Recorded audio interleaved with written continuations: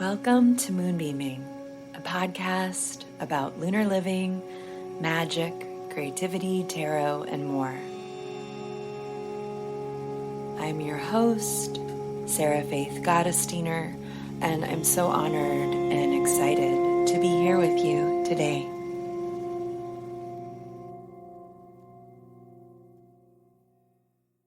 Hello, and welcome back to Moonbeaming. I'm so happy to be back with you today because I am thrilled to welcome another very special guest to the show. Before we get into it, I do have the tiniest announcements to make, which is number one, I am, drumroll please, teaching in person for the first time in 2.5 years, perhaps more. Who's counting? What is time?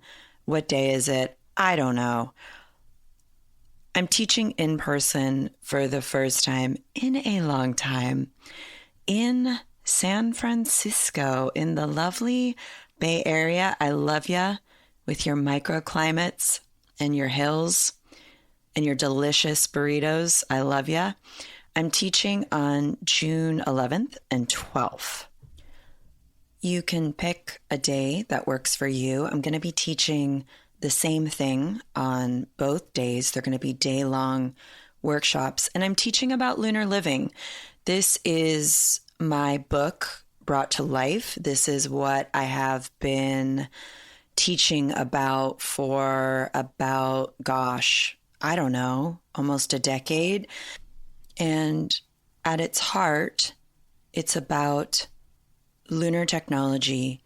It's about becoming aware of your cycles, living in collaboration with your cycles, not against your natural cycles, and how to collaborate with the moon to make magic and transform from the inside out, aka moonifestation.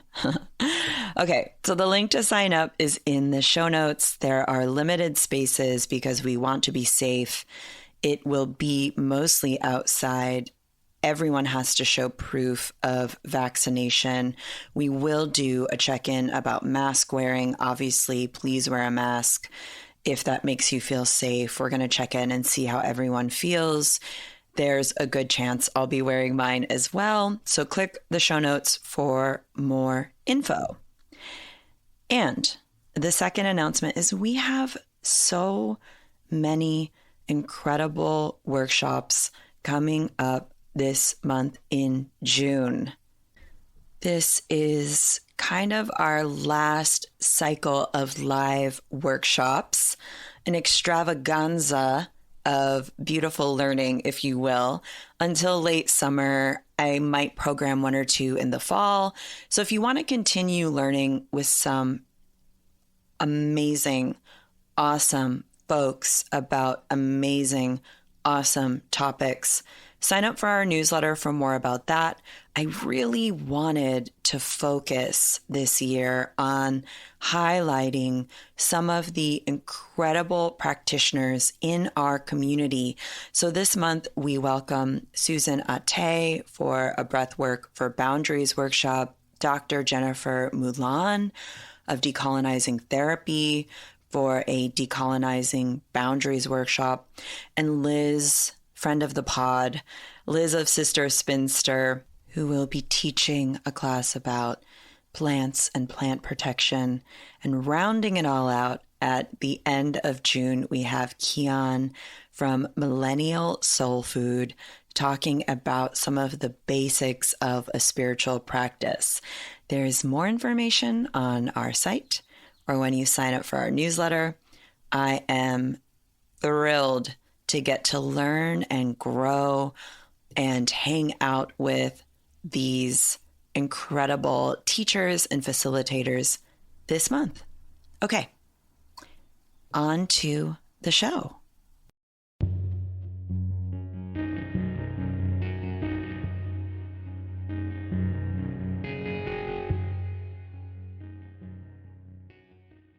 This week, we have Bran Taylor of Magic Hour Candles. Bran Taylor is a queer, non-binary, Crossroads Witch and psychic. They specialize in ritual candle making as Magic Hour. They are dedicated to tending the hearth fire and heart's desire of the sacred flame. You probably already know Bran if you're a listener of this show. You've probably used their candles in spells that have worked, spells that have brought you comfort or healing. I know you've seen their work at your favorite witch shop or maybe online. They have run a successful business for quite a long time because their business is magic. I've known Bran for a very long time. I think before they started Magic Hour, perhaps, because they used to be my hairstylist. That's right. We've all lived many lives. Bran has a multitude of talents. Hairstyling is absolutely one of them. And Bran talks about how they transitioned from one whole entire career into another whole entire career. I've been trying to have folks on who've done this because, one, I want to normalize changes. How about that? Wild, wacky. I want to normalize that we go through many different versions of ourselves, that we write many different chapters in our lives, that we are multitudes, that ending something, whether it's a whole career, whether it's an entire relationship, whether it's an identity, whatever it might be, it is totally normal. This is lunar living. It is transformation. It is change. It is becoming comfortable with change. So that's like the first reason why. The other is I'm sensing that many folks are doing this. They're either in the process of a very large change, or they are thinking about huge pivots in vocation or work or lifestyle or identity or purpose. And it's, I think, really important to hear all of the different ways this takes place. And Bran lets us in on their process, which of course includes some magic, a spell or two. If you want to learn more about Bran and how they see their queerness and witchcraft, if you're curious about what spell casting gone right looks like, if you're interested in what it's like to be a business witch, you're going to want to listen to this episode. I also asked them about what to do when you run a magical business and you aren't feeling super magical yourself. That's been on my mind because, well, you know, life. And I love hearing from other witches trying to function in late capitalism. Bran drops so much wisdom and shares different practices that you can do to help center and expand. And I cannot wait for you to hear this interview. So here we are, a conversation with Bran Taylor of Magic Hour.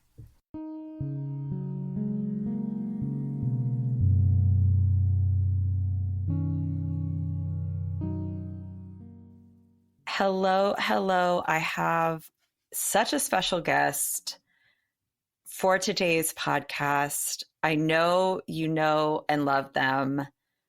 I know and love them. I have known this person for a really long time. Maybe we can even get into how we know each other. And I'm just so excited to welcome Bran from Magic Hour onto Moonbeaming. Welcome, Bran. Yay! Thank you, Sarah. I'm elated to be here. Thank you so much for having me on. You might also remember Bran from the Solstice special. So you know that Bran has a wealth of knowledge, has incredible wisdom, is so brilliant. And before we get into all that, I was hoping that you could brilliantly introduce yourself to folks. I sure shall. My name is Bran, and I am a person that's in flux and trying to gracefully navigate that flux. I am a witch. I'm specifically a Crossroads Witch, among other types of witchery. I'm a candle maker. I'm a tradesperson. I do work in service, and I'm happy to be here. I love all of those descriptors. How I first met you is you were my hairdresser. I sure was. You were my hairstylist, and and you're amazing at it, by the way, like so gifted. And I had no idea you were a witch.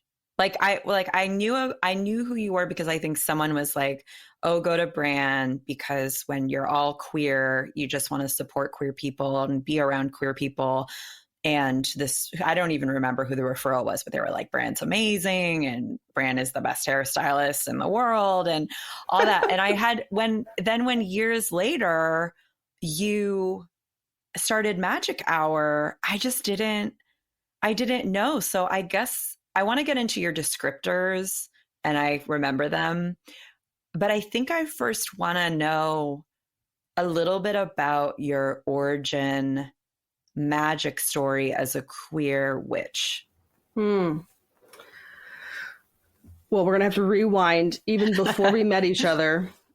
So I came out when I was 17 and I grew up in Nebraska, and that it was the time of Matthew Shepard and Brandon Tina, and there was not a lot of queer people there. There's no Pride Parade. There's no GSA. Okay. And for me, I needed a support network. And I had, of course, my dear, sweet friends. And I also got a tarot deck. And for me, that was really my entranceway into magic, was, getting that deck and then, really kind of opening my eyes more. Of course, I was a magical child and doing things in nature a lot, but, I really kind of honed in and welcomed in spirit in a different way, to, kind of boost my confidence, help me feel less alone, guide me on my path. Yeah. Yeah. So tarot was sort of your gateway. Yeah. Gateway for sure. And for then sure. What were some of your like queer witch roots? What do you mean? Mine was like, so obviously there was the craft. Oh, okay. Yeah. Yeah. And yeah. Obviously for me, it was very much To Ride a Silver Broomstick. Do you remember that by yes. Raven? I can't remember their name. I can't remember either. I have the book still. It's like this wild 80s sexy witchy lady, like on Lori Cabot was Starhawk was like a big influence. And I'm wondering if you wanted to share some of your roots, and also if there was a moment when little Bran or early 20s Bran was like, oh, this is magic. This is what magic feels like. This is what my magic feels like. This is how I travel through this world. Yes. Some of my roots are, which also it's kind of my hairdressing root as well. Although I come from a long line of hairdressers in my family, is the Legend of Billie Jean, which has really started my feeling of mirror magic. And, there's this very pivotal scene in the movie where it's so gay. It's so awesome. She shaves her head and is like really looking at herself in the mirror. And I felt something in those scenes to be like, yes. And, I'll talk about this maybe later, but what I see her doing is calling herself in, which is a practice that I do all the time. And I think that was like, oh, that's it. That's magic. And that's definitely one of my roots for sure. When I kind of thought about like, hey, I'm a queer witch, and what does that feel like? And really kind of claiming that name for myself. I was living in Seattle in the early aughts, and I went to lots of different types of healers. Here's a past life healer. Here's a channeler for this. Here's a astrologer. Here's somebody else to read your cards. Because I didn't really feel confident, even though I was giving readings to my friends. And I loved astrology. This was before I studied astrology and more in depth. But I was a little timid, and I was an early 20s person, and, was kind of finding my way. And I just ate up all of these healers. I couldn't get enough. And, at one point, one of the healers was like, you can do this. Like, this is you. This is something that you already know how to do. And all you have to do is claim that. And for me, it was very jarring. Like, I couldn't believe what this person was saying, but, they're right. And all I really had to do was just lean into something that I already had in myself.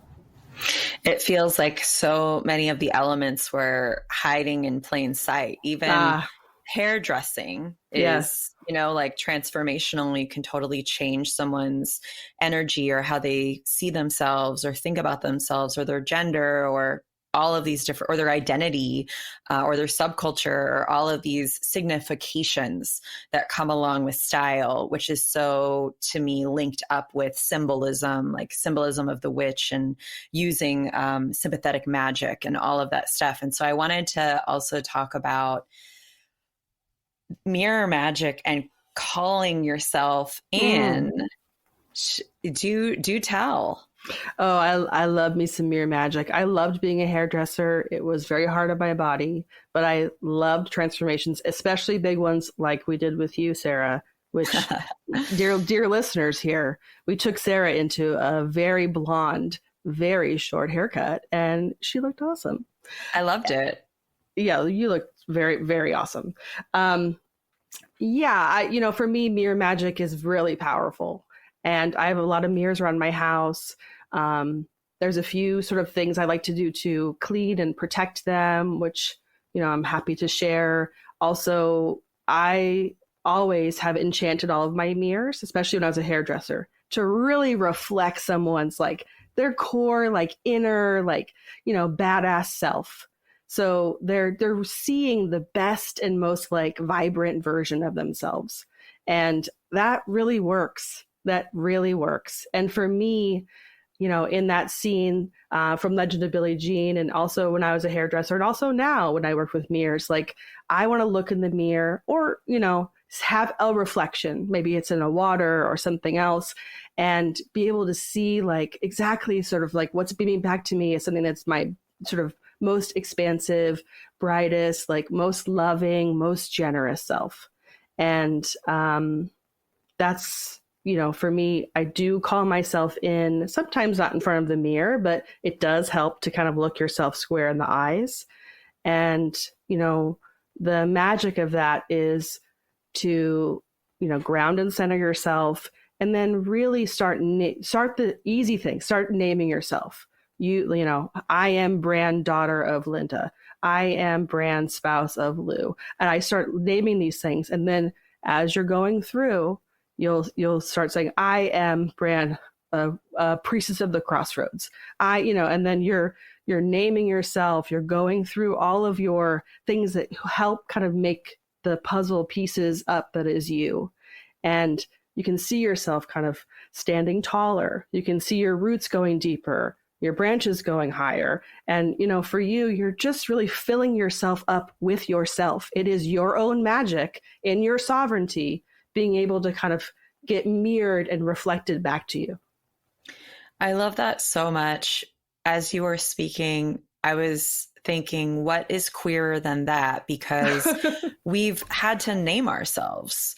Because other people will project onto us or we don't always see, I mean, it's so different now where I'm definitely aging myself, but growing up in the 90s, there weren't a lot of representation of queerness. And for me, just as a feminine person who like basically never went through a butch phase, quite frank. Like I think when I was like 16, I like shaved my head and tried to like wear flannel for about 3 months, and it just like wasn't gonna work.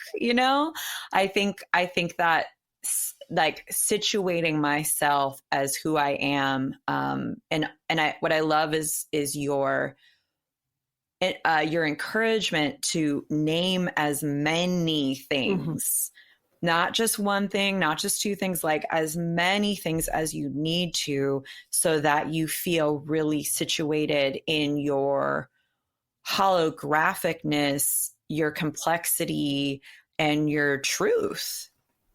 Absolutely. I mean, everyone is a prismatic being. To me, I deeply believe that as queer people, we are we have a few more facets, extra sparkly. And, also when you call yourself in, it ebbs and flows. It changes. Like today I might pick something and tomorrow I might not. And that's the kind of beauty of that. We are ever evolving, changing, mutating, and that feels really inspiring to me. I love that so much. I want to go back to the very beginning of some of the descriptors that you shared, which I found so beautiful and so poetic. And obviously, I want you to feel as comfortable as possible, so share as little or as much. But to you, what does being a crossroads witch entail? Crossroads for me is the intersection or places where things meet. It's also the space between, the precipice before birth. It's the precipice before death. It's the places where there is that special magic that only really exists there, where there's a lot more possibilities than just the couple that you can see. Like when we think about a crossroads, even like visualize a fork in the road. Yes, the road intersects there, but what about all the places in between?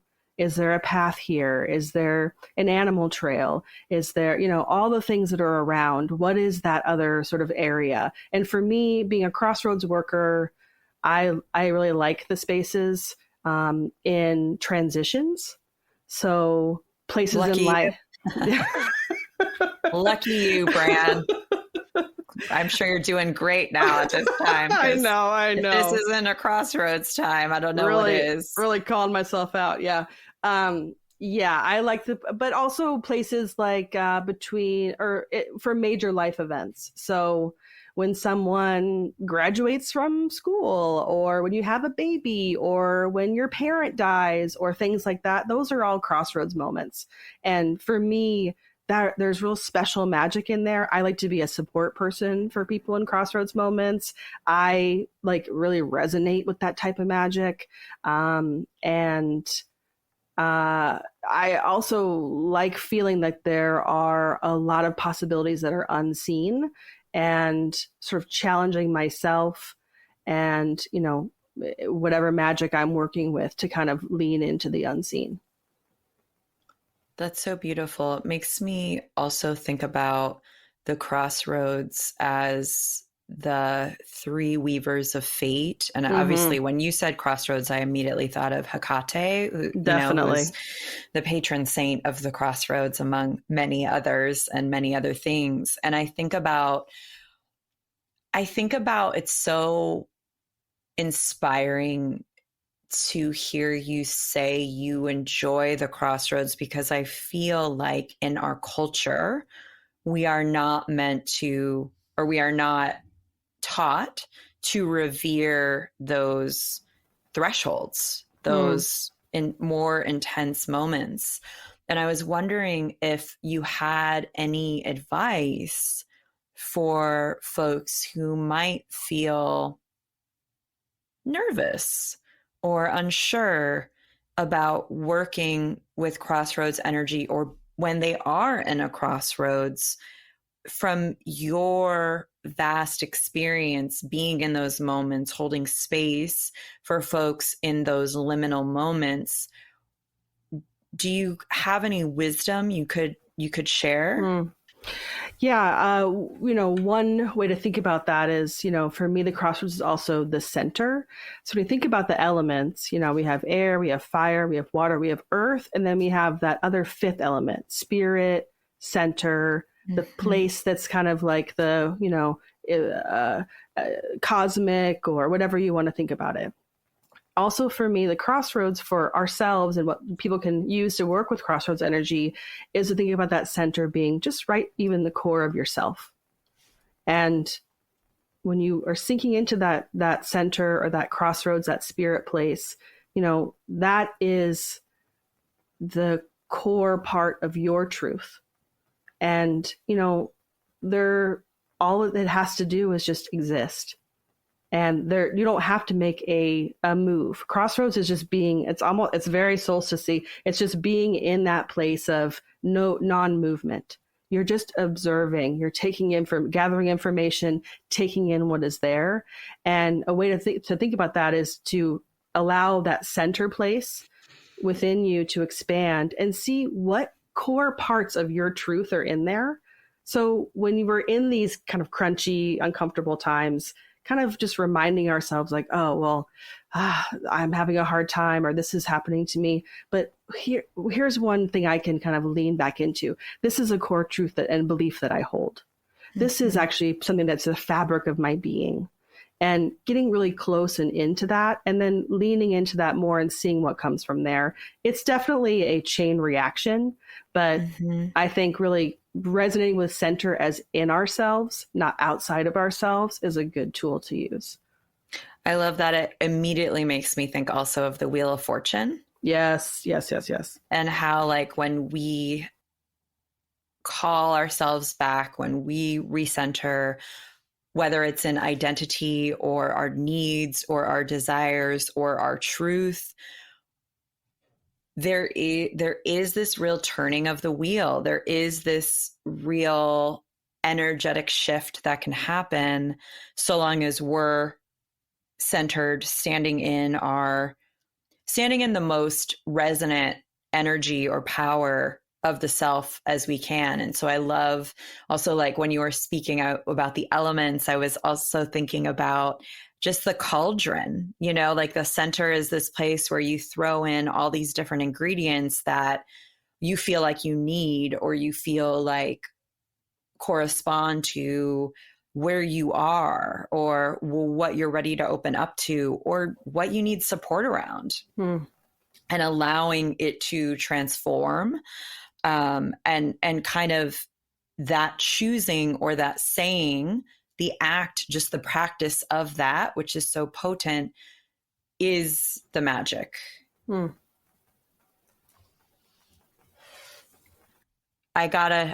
here. I gotta ask you, folks love to hear, do you have a spell story you feel like you can share that was a good one? Okay, or a good spell one. Or a spell gone wrong, or a confused, not a confusing one, but where, like, the outcome happened but not in the way you thought, or like, do you have a good spell story for our listeners? I think I do. Okay, picture this. It's 2015. I am, as a working class person, as somebody who grew up in a very poor to lower middle class upbringing. For me, I work 3 jobs at all times. I am working my butt off. I am hustling. I am a hustler. And I have, in 2015, I had been doing Magic Hour on the side. Okay. It's growing.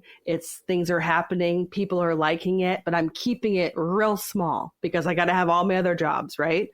And I keep dreaming and asking the universe, like, oh, I really want to do candles full time. I really want to make candles for my only job. What would that look like? I'm looking out the window. I'm asking the sunrise. I'm whispering it to trees. What is this going to look like? When can I do this? I'm just wishing and hoping. And I spend a long time doing that, about 2 years. So it's a long time.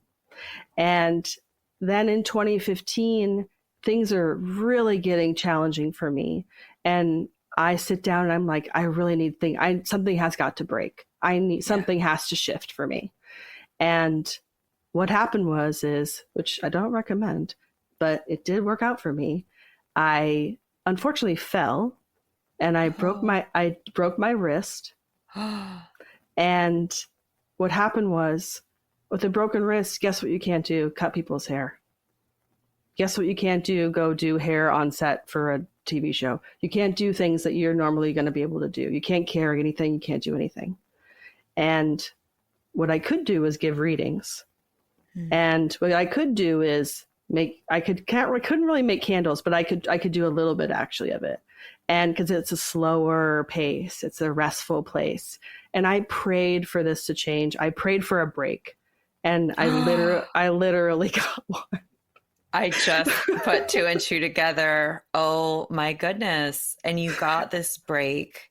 I got this break. Got a big break. I got a big break, and, I sat in the, for all you, tarot people, I sat in the Hanged One for a long time, and I just kind of did readings. I cried a lot. Yeah. I had scarcity around losing my jobs, and then I just leaned into I asked for this for 2 years. I whispered to every little being in the world that would listen to me that I wanted this for 2 years. And I asked for a break and I got it. And it was a complete life shift for me. And I very quickly healed, did not need surgery. It was grateful that healed, knitted itself, and was able to not do anything but make candles. And it just took off from there. So that's definitely my spell gone right. So that's amazing. I love that you shared this one with all of us. It's such a great example of how literal and how annoying magic can be. And this is a great segue. Let's talk about Magic Hour. You run a abundant, prosperous, well-known, wildly successful, wildly magical business. And it all stems from your magic, and it stems from your connection to candles. Can you share a little bit about your love affair with candles? Yes. As a true Sagittarius, I do love anything fire magic and candle magic related. And I was doing I have this, really sweet book, high school sort of age book around candle magic. I did every spell in the book and, really took it to heart and used mostly taper candles and those little sort of small spell candles for those things. And then I would go to, there used to be a place called the Orleans Candle Company here in Portland. Yes. Remember that? Yes. Oh, they moved back to New Orleans and I visited them there. Oh, you did? They then closed down, but they were there. Yeah. Okay. Keep going. Sorry. They were amazing. They're also like weirdly, they were like a diamond in the rough, like in terms Definitely. of there are some witch stores in Portland. I'm sure there are many, many more now than when I was there, but there weren't that many legit magical, and they were one of them. This is like 2010-ish. They moved after Katrina. So, and they did move back, but there was a sweet spot where they were there. And I remember going in there and being like, oh, these people are serious about candle magic.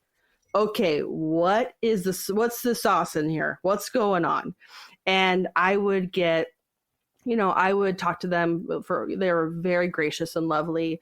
And I'd pick out a candle, sometimes just a plain, sort of white sort of pillar candle, or maybe something that they would recommend. And I would go home and I would collage on it. I would, just take out I like to get crafty. I'd take out my craft supplies, collage on it, bedazzle it, glue it, all my stuff. And it really helped me through a very big breakup that I was having. And it was like, oh wow, I feel so much better doing this. And I kept it up even more. And honestly, Orleans closing, I was like, well, I don't know where I'm going to get this candle. Right. I'm going to see if I can make some. So honestly, that's one of the things that also shifted. And I was curious about it and kind of toyed with it. But I started making candles and hosting a new moon intention setting night at my house with my friends. I did that for a couple years. It was really sweet. I really think about it in such a loving and sort of soft place. And we would go around the table, we'd write new moon wishes, and we'd collage on our candles. And I'd make candles that are specific for that new moon for the month. And we did that for a few years before I thought to myself, I was getting deeper into astrology. I just finished my astrology apprenticeship in 2012, and I wanted to make something else, make another offering. People kept saying, can I just buy this candle? Right. I just want to, can I buy one for my friend? And I was like kind of flabbergasted, and I decided to make some more astrology and asteroid focused candles, which were short lived, before I pivoted into making the elements, which I still make to this day. And then it grew from there. It's like hiding in plain sight. Yeah, definitely. What do you think it is about? What do you think it is about fire as an element? I mean, I deeply resonate with fire as an element. I'm also, it's no better than any other element. I just want to. We're not. Just clear. Yeah, we just love so all we the know. elements. We sure do. We need them all. Thank you so much.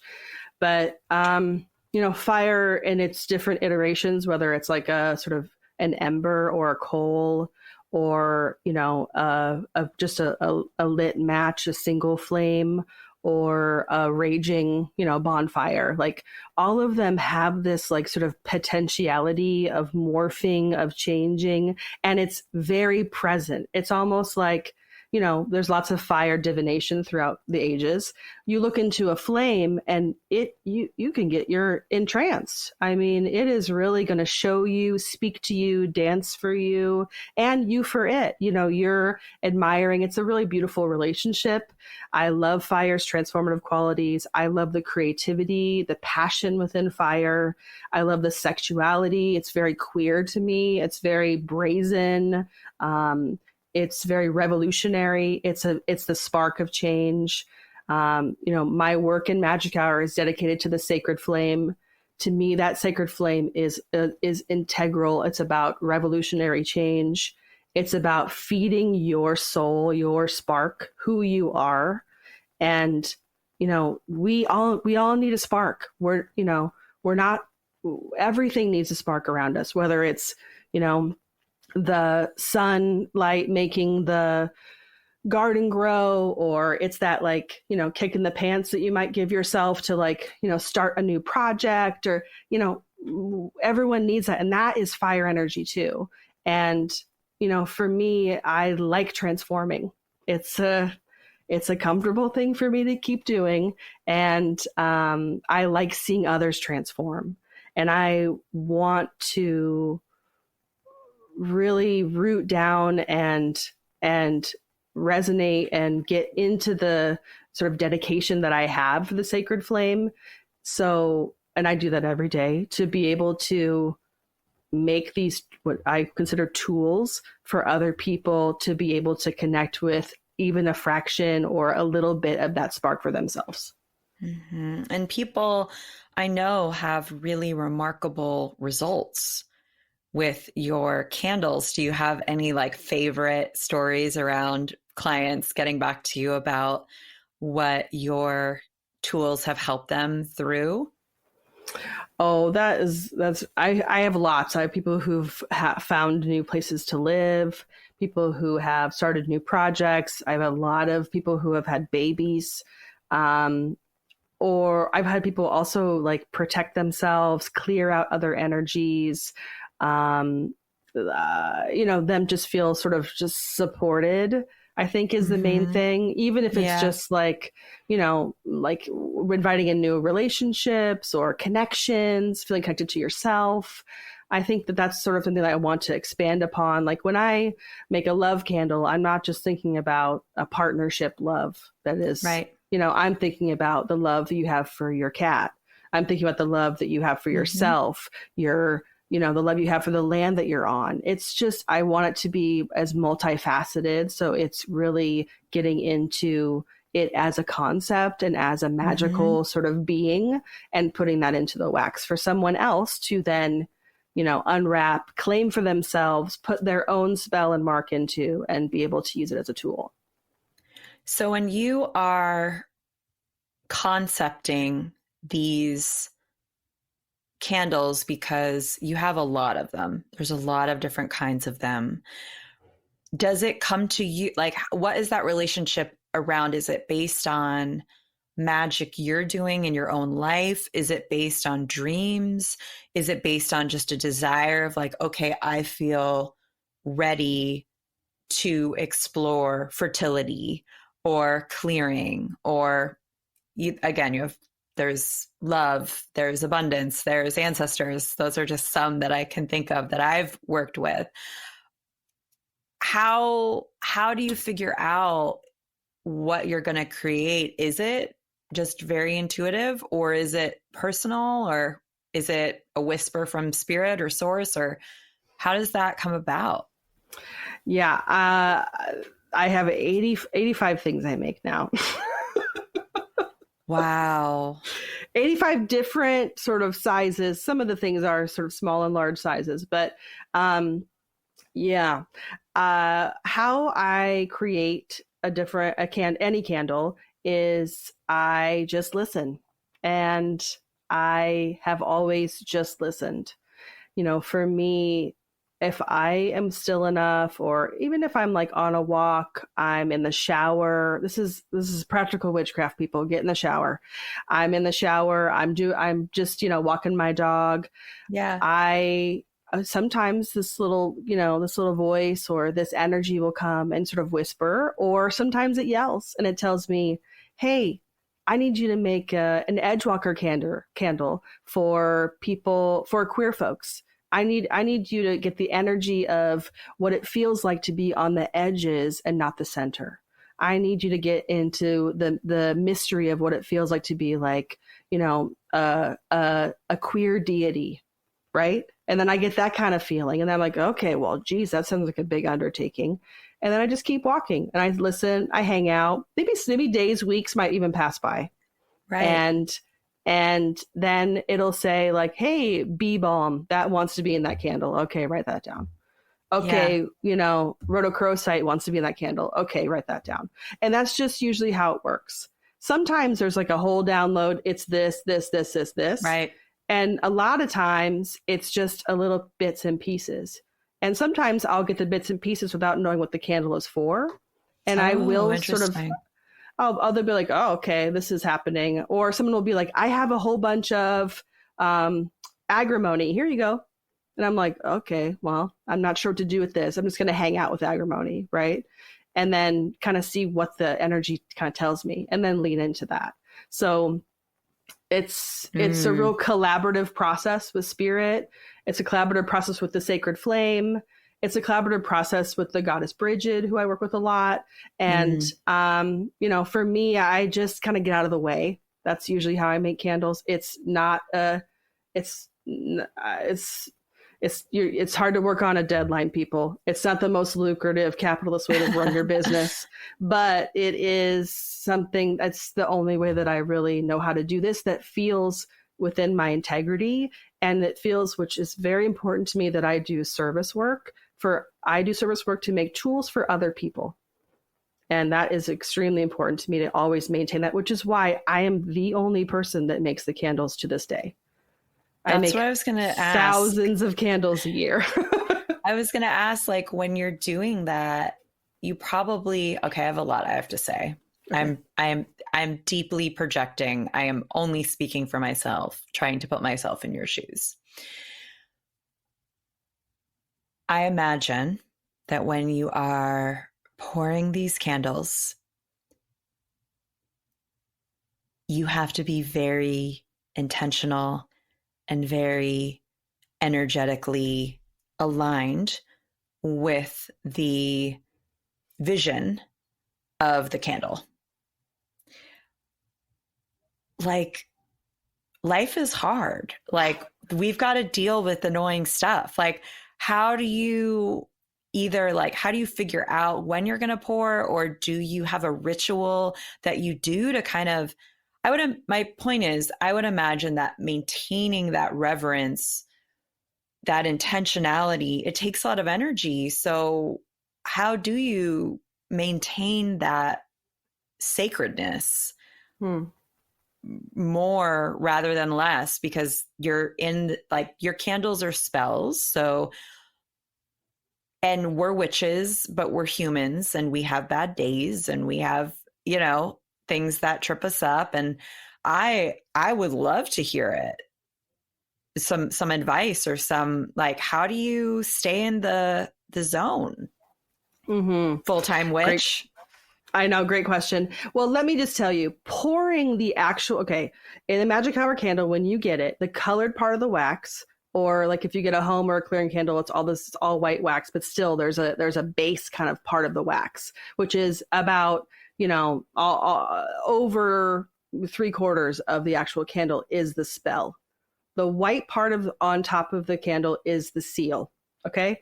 So the candles go through 3 different pourings. When I pour the colored part of the wax, I do the intention setting as I'm stirring it. They go in 4-pound pots at a time. I stir whatever candle I'm making. It's a fertility candle. I'll say, grow and flower, bear grapefruit. This seed of mine will now take root. Just a real old school incantation. Okay. And then I will I'll pour the fertility candles, and then that's it. They're sitting and doing their thing. It's not, I'm not like, and me, Bran, priestess of the candle magic, I'm not in there like doing a full ritual. I'm just, when I'm pouring, that's what it is. And pouring is just a small part. When I pour the seal, I'm not necessarily, I'm thanking the herbs. I'll have gratitude for the herbs on top. Sure. And then a lot of it's cleaning them off, putting the labels on, shipping them out. Like, there's a lot of other things that I'm watching Drag Race. I'm not doing anything but that. So, sure, of course, there's a lot of other ways. Which is magical. That's magical in itself, And, sometimes I watch Drag Race and pour the candle, because I can do 2 things at once. And you are versatile. If I'm having a bad day, sometimes actually, like if I'm having a really shitty day, sometimes like pouring something like a love candle will make me feel better, honestly, or a clearing candle, because I need to take a breath too. I love that. A letting go. I'm gonna stir that clockwise. I'm gonna unwind, unbind, release, let go, and I'm really getting that energy, and then I can just exhale, and it actually helps me. So, I love that. That's a good way to stay in integrity as well. I wanted to ask you a little bit about this complicated Venn diagram of business, witchery, capitalism, being someone who's in integrity, being someone who thinks carefully about things, who is very intentional, who is very clear in that intentionality, because I get a lot of questions about that intersection of living in a scarcity culture, of maybe having our own scarcity, of the sometimes uncomfortable relationship between magic, the unseen, and capitalism, hustling, all of that stuff. And I was just like hoping to hear some of your thoughts, and also thinking about, you shared starting Magic Hour wasn't easy for you. Like, you weren't like, I'm starting a business and it's going to be great, and I'm abundant, and I'm, #blessed, and it's all going to be so easy. So I'm wondering if you've had different iterations of how you were in relationship with all of these things. And if you've learned anything that has helped you feel grounded or contained within the complexity of it all. Yeah, I feel like we are all doing the best we can to be able to like survive, pay a bill, eat some food, have some, be able to give back to others during this time. And living under, late stage capitalism is not fun for a business person or for anyone for that matter. And, for me, I'm doing this as a service. It feels to me like I'm a tradesperson that's doing service work and service to the sacred flame. And if people don't buy candles, I will have to pivot. Honestly, I'm not attached to what happens with my business like that. I call myself a reluctant business person. I mean, there's facets of it that I do love, but a lot of it is just like, I'm just a hermit in my little, my little studio hovering over a cauldron full of wax. That's my happy place. And because people want to buy them, I just get to have a business. And I also am grateful for that, but I have to fight really tooth and nail against like, quote unquote growth under capitalism. Yeah. I've had a lot of either opportunities or just people, or, advice, usually unwarranted of just like, here's how you do this. And you get a warehouse and you hire this and you do this and, you scale up, do that, make more money. And it's just not who I am. And I'm not sitting over here like Richie Rich on money bags either, but I make enough money to live comfortably with my spouse and give what I don't, what is I'm quote unquote excess, but that's kind of how I live my life. And I want to stay within my integrity. And for me having like, a bustling warehouse with, 15 or plus employees or a machine that makes the candles is not in my integrity. And I love that I get to do this for my business. It feels really good for me. I literally cannot stand running my business. I hate doing it. I'll be honest. It's just all the little semantics and things. But guess what? My brain is wired for it. I'm a great multitasker. I'm a magician with all my tools out. I figure it out. I'm a figure it out kind of person. And I am a Gemini rising. I can figure this out. And that's really been helpful for me as far as running a business. I also can be a little bit adaptable and can stay a little bit unattached to somebody else's ideas of how I should or shouldn't be growing under capitalism, because it just doesn't resonate for me. Wow, that is really amazing that you know yourself so well. And I really, really, really love what you said, because I've been struggling with it as well. Or I've been struggling with, like, speaking of Crossroads, I'm like, do I get much bigger? Right. Or do I stay the same? Or do I quit? I mean, similar to you, I'm like, if you've had a job since you were 12, you're like, I can support myself. Like, I can figure this out. Like, so I'm personally, I'm like, if this all falls, if this all collapses, will I feel sad? Will I grieve? Will I feel like a failure because of my internalized capitalism? Sure. And also, will I know that I can support myself and I can, do this or do that or freelance or whatever? Yeah. And it does sort of take the pressure off, but I do find that there is this, I love your boundaries is all I'm going to say, because well, they're just so clear, because I think there's a huge push to just get bigger and to scale and to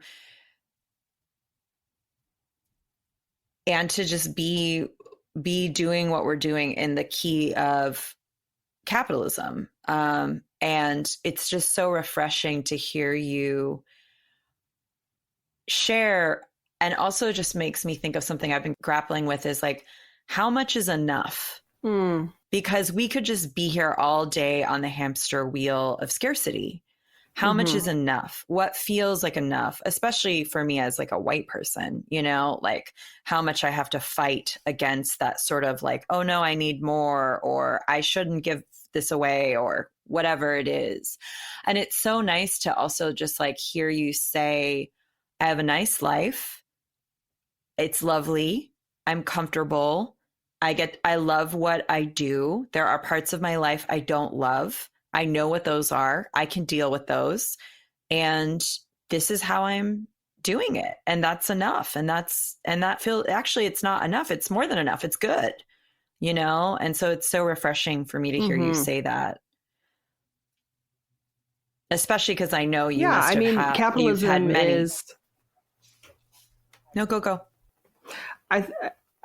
Capitalism is, you know, it's a greed monster. And, you know, it's also a hungry ghost.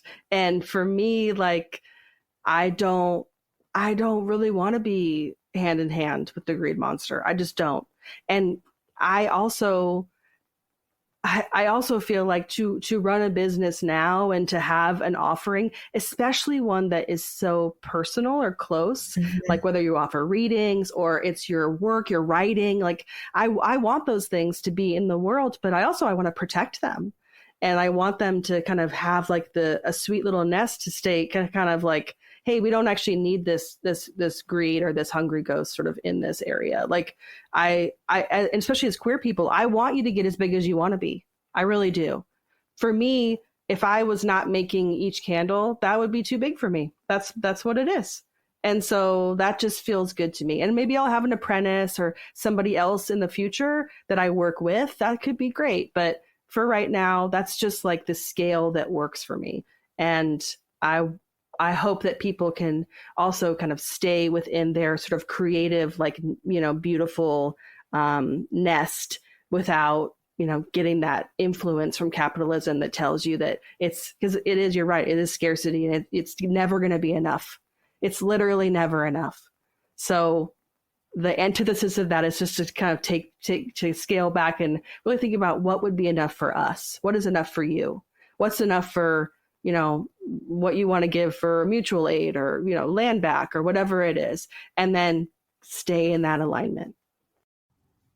I love it. Before we close, I did want to ask you a couple of things around the ways in which do you have time for me? Yeah, totally. Okay, a few more questions. I love this combo. This is great. Oh my God, I could talk to you. I know, it's awesome. We're just like in the tip of the iceberg. So, well, I'll have to have you back too, because there's so many other things I want to talk to you about. You've been having a magical practice, a spiritual practice for a really, really long time. And one thing maybe I'm just not tapped in or tuned in to the conversation, but I don't hear a lot. I hear a lot of stuff for baby witches. Like I hear a lot of stuff for like, here's how you do a spell and this is how you work with deities, and very like how-tos, very kind of, you know, 101 kind of stuff. And I haven't come across as many conversations at the very least about what happens when your spiritual practice changes. What happens when it's hard? What happens when you're in a spiritual crisis if you don't feel connected to source, or you get a health diagnosis, or you suffer great loss and you feel bereft and you feel not magical, or you feel out of integrity, and how you used to have a spiritual practice doesn't feel in alignment, or you don't know what's next. You know, I don't always hear about people kind of taking a step back, or just how it can be, in my humble opinion, what they don't tell you is it can become more and more. The deeper you go, the more challenging it can get. Absolutely. Because we're like healing, and then we're kind of peeling back the layers. We're existing in a world that is abuse culture, and that seeps into spiritual community and witch community. And I was just kind of like, I wanted to get into it a little bit with you because I know you're a really experienced practitioner. And I know that you've grappled with grief or doubt or transitions with your spiritual practice. And I was hoping you could kind of share your thoughts on, I don't know, where you are, or times where it wasn't all practical magic, like broomsticks a dancing and candelabras a singing, because I think it can be, I think shadow work I just think there's so much challenge in living that spiral left-hand path.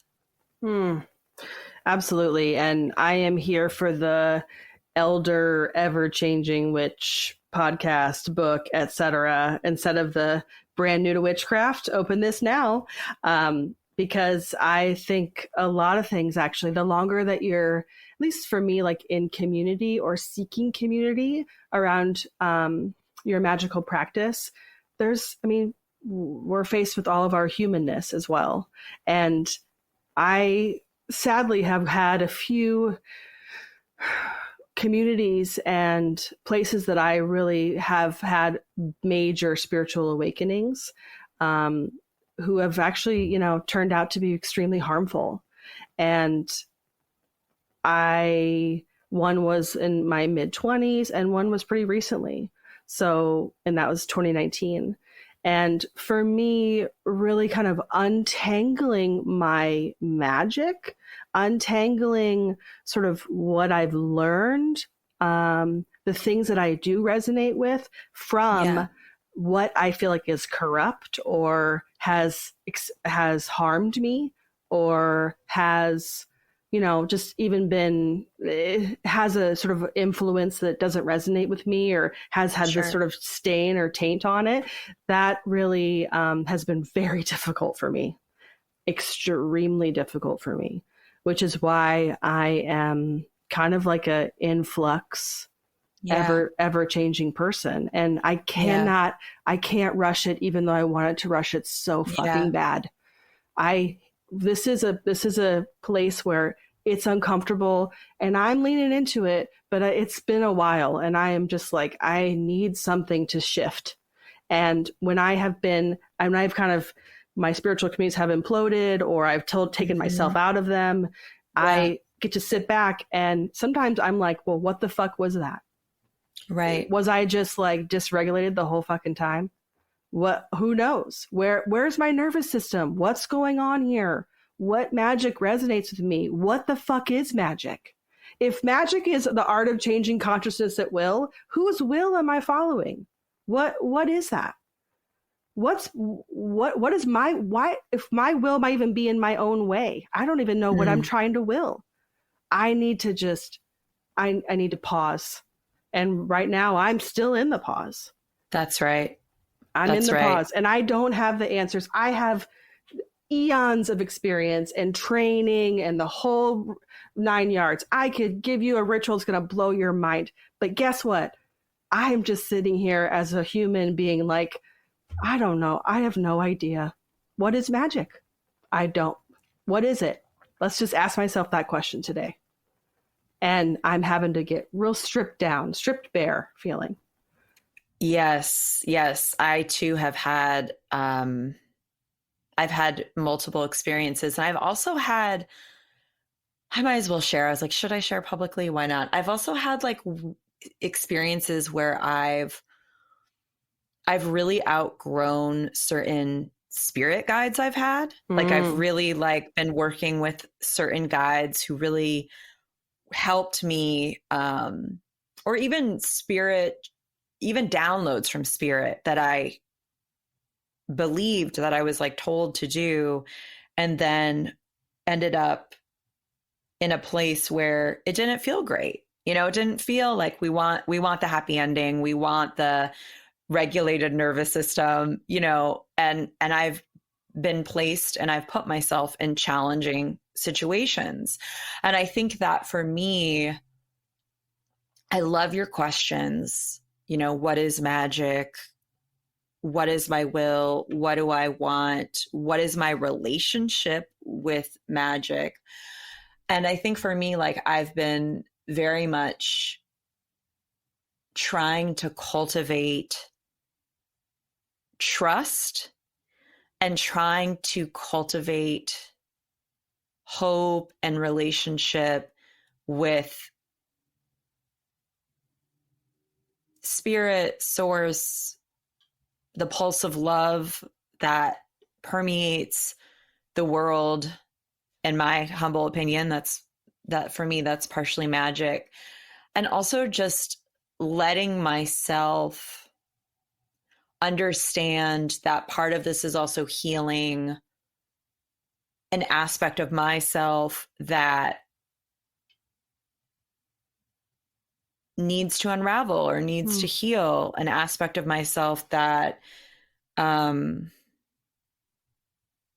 maybe needed protection or needed to be the protector or wanted to belong so much, or was shown through intuition or through vision.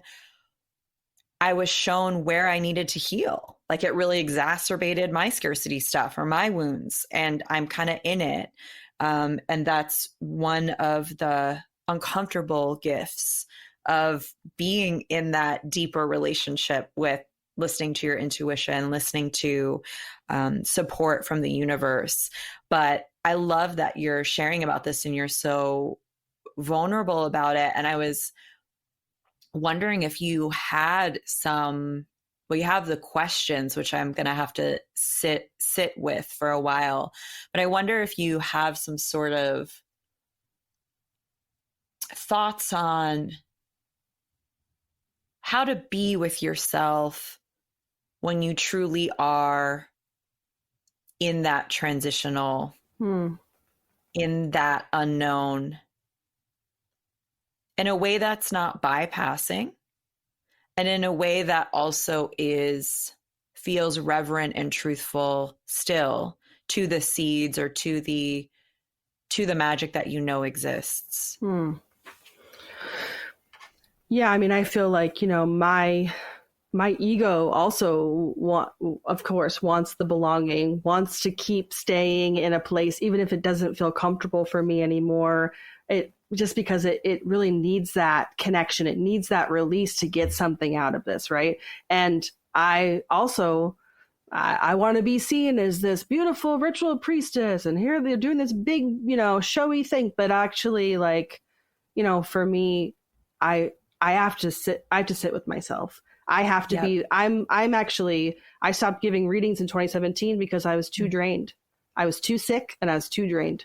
And guess what? Those things won out and I couldn't do it. Spirit was like, give readings. Let's do more readings. I'm sorry. My body can't handle it. My spirit can't handle it. And when I'm questioning things, when I'm asking myself, like, whose will, when I don't feel deity or, spirit next to me, and I'm like, I thought I was supposed to be sitting in your hand, and now where are you? Yeah. The thing that has been really helpful for me, that is actually sometimes, some days, the only thing that I can really lean into is I will go outside and I will breathe with a tree, because I know that is something I can visually see, I can feel in my body. And I know that there is something that is not just scientific, but magical that happens with my exhale feeding that tree, and the same happening from the tree back to me. And in my darkest time of spiritual crisis, sometimes that was the only thing I really believed in. It's so beautiful. I love that share so much. And I just am so grateful for all of who you are and what you do. And I love this reminder that, like, we're human beings. And listen, I'm Jewish, so Jews have always had a complicated relationship with, source, with spirit. We're always like, what do you do? Like, what's going on? So sometimes I think we just have to go through those kind of moments of doubt those moments of the unknown, I think, are actually part and parcel. And I don't think we would be in integrity or conscious if everything was, fine all the time, or everything was just great all the time, because we are in this radically shifting world, and we are waking up more and more, and we are asking ourselves these incredibly important questions and trying to feel our way into some of the answers for ourselves. And it's not always easy. Sometimes it is, but sometimes it's not. And we have to have patience and grace and kindness with ourselves as we're traveling. Agreed. And, I think a lot of times in these sort of uncomfortable places, or, anything that might happen that kind of would feel crunchy or grief stricken or whatever, people always say like, oh, it happens for a reason. And like, I just feel like I want to strangle someone when they say that, because it drives me bananas. Because guess what? It's not helpful, because I get to feel my feelings. Today I might be pissed. Tomorrow I'm distraught and crying or whatever. Right. Yeah. And it's not, we're also humans that make choices. And sometimes we're aligning ourselves or making choices so that it's not just happening for a reason. We put ourselves in that position, or, whatever that is. And we get to feel the feelings and feel the myriad of emotions around, the longing, the disgust, all the things that are in there. And, I think that's part of the spiritual crisis, is just, you are really laid bare. And I think the only advice really is just being with your feelings in the moment and allowing them just to exist. And it's really not rushing the process, and knowing that like this too is healing. Healing doesn't look like just putting crystals on your body and like having a sound bath. No. Healing is like screaming into your pillow if you need to. Yeah. Healing is going on a walk and feeling where your foot meets the earth, or looking at the mountain, or whatever that looks like. Those things are all healing. And to get yourself into the place where you can lean into your connection to the earth, lean into your connection to your environment, and whatever you find to be beautiful and magical and, sparkly in your environment, and allow yourself to just kind of have some company there, especially when you're in this place of, transition. I am so grateful to you. My last question is, what is something that's supporting you, comforting you? What are you looking forward to right now? Well, what's supporting me right now, which is not what I would usually say, is I have been majorly affected by the supply chain. And it's, I don't know when you're going to listen to this, people in the world, but supply chain has really waylaid our 2021 goods. And what has happened from that is I've got to work, like usually I'd be working a lot, and now I'm working way less. And I'm able to like, let's go get a solstice tree early. Let's go, let's go for a walk over here. Let's go to the forest. I'm not doing those things usually. For the past 10 years, I've been, with Magic Hour, just really, really working every single day in the solstice. And so for right now, for me, what feels inspiring is being able to honor the rest of the season, is to allow my day to have a little more flow. That's really helpful for me. The flow might just be like, hey, I'm going to wake up and go for a walk before the sun rises. Okay, let's just see if we can do that. Or I want to have breakfast for dinner, whatever you want to do. Something that gives gives yourself, it can be little. Let it all hang out, go crazy, take a walk, eat pancakes. It's your world, witch. It's your world. That's right. Extra maple syrup. That's right. And there are so many things out of our control right now. But for me, not having the supplies I need has been, I thought was going to be soul crushing. It's actually given me a lot more expansive space for myself, for my healing, for my body's healing, and just to have a little bit more space in my brain. So I'm able to take in what's around me, to appreciate the changing of the season, and to really enjoy this time of year. I love that so much. We will put all the info in the show notes. Bran, just let folks know where they can find you in the worldwide witching web. Woohoo! You can find me on the web at Magic Hour Astrology, on Instagram at Magic Hour Astrology. I do have a TikTok too, but I'm not very good at it. You know, I'm a Gen Xer. I need a little help. Same. So, yeah. I just refuse. I'm like, yeah, I'm not doing that. I love TikTok, but I'm not good at the video editing part. So, but I'm going to work on it. This might be inspiring. We'll see. There we go. It was such a pleasure. Have a beautiful, beautiful day. Thank you for sharing everything. You're so generous. You are the sacred flame. And I'm just so happy you're on the planet. At the same time, I'm so glad I got to know you and love you in my life form, in this life, and in this incarnation. Thanks, Sarah. Right back at you. Bye.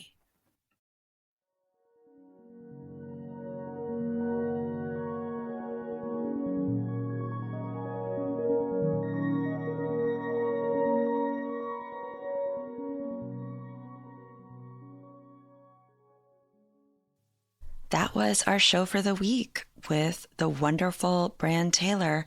I know you loved it as much as I love Bran. Get their candles, follow them on the internets, let them know what inspired you, what lit you up. Everyone loves getting sweet messages. Spread that sweetness around. Thank you so much for being here. Thank you so much for your kind reviews. Thank you so much to our patrons for supporting the show and keeping it going. Thank you all, and we will be back soon. Bye. Moon Beaming is brought to you by the Moon Studio. It is created and hosted by me, Sarah Faith Gottesdiener. It is edited by Rose Blakelock with a lot of additional help from Hazel Frew. It is supported by our beautiful patrons, which you can join over at patreon.com, The Moon Studio. If you would like to further support the podcast, you can sign up for a sponsorship. You can rate and review it or share it with your friends or on your social media. Thank you so much for being here. We appreciate you so much.